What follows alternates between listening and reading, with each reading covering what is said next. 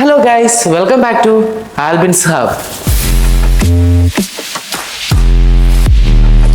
Guys, അപ്പം ഇന്നത്തെ video എന്ന് പറഞ്ഞാൽ ബിഗ് ബോസ് സീസൺ 7 വന്നിട്ടുണ്ടായിരുന്നു.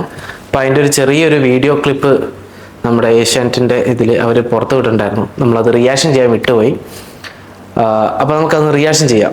ലാലേട്ടൻ ഈ തുടരും മൂവിക്ക് ശേഷം അണ്ണൻ വന്നതാണ് ഒരു ആടിനായിട്ട്. നമുക്കൊന്ന് നോക്കി നോക്കാം, ആടാകുമോ അതോ നല്ലതാണോ എന്നുള്ളത് കണ്ടു നോക്കാം. ജേതാവാകാൻ 7 വഴികൾ.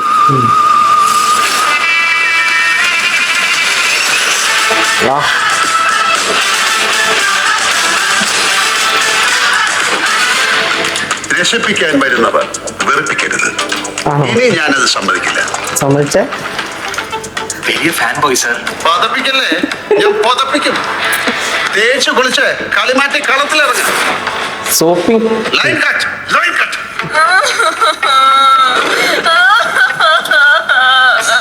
അയ്യോ, എല്ലാരും കൂടെ കുണുവാവെ ഒറ്റപ്പെടുത്തുന്നു. എന്തിനാ മോളോ ഷോയുടെ ഉള്ളിൽ വേറൊരു ഷോ? വിക്ടിം കാർഡ് ഇറക്കല്ലേ, ചീട്ടയും കീറും. മോള് നല്ലൊരു സോഡ. നന്മ മരമേ, നിന്റെ അടവ് ഞാനെടുത്ത് അടുപ്പത്തിടും. കണ്ണ നിന്നെ ഞാൻ നോക്കി വെച്ചിട്ടുണ്ട് കേട്ടാ. നന്മ കളി 7ന്റെ വഴി.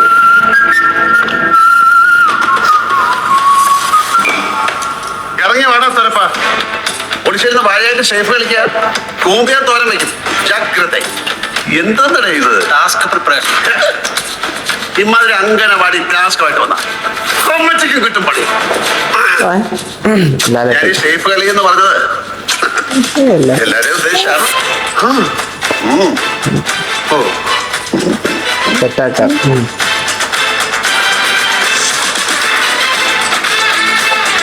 Fake card, safe card, shopping card, നന്മ കാർഡ്, ഒളിക്കൽ card, prepared card, victim card.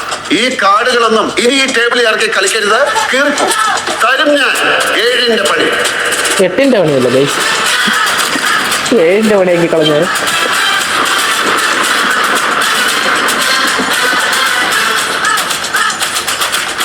വീണ്ടും എന്നെ മഴയത്ത് നിർത്തല്ലേ, മുണ്ട് മടക്കി കുത്തിക്കല്ലേ.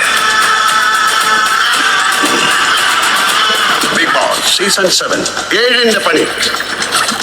ബിഗ് ബോസ് നമ്മുടെ ഏഷ്യാനെറ്റിലും 24/7 ജിയോ ഹോട്ട്സ്റ്റാറിലും.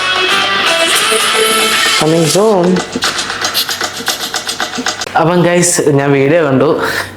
കുറേയൊക്കെ ഭാഗം അടിപൊളി കേട്ടോ. ലാലേട്ടൻ മറ്റേ ഓരോ ഇതുണ്ടല്ലോ, ഈ ബിഗ് ബോസിൽ എപ്പോഴും നന്മവരം കളിക്കുന്നവരുണ്ട്, പിന്നെ കുണുവാവ, അതൊക്കെ നല്ല അടിപൊളിയായിട്ട് ചെയ്തിട്ടുണ്ട്.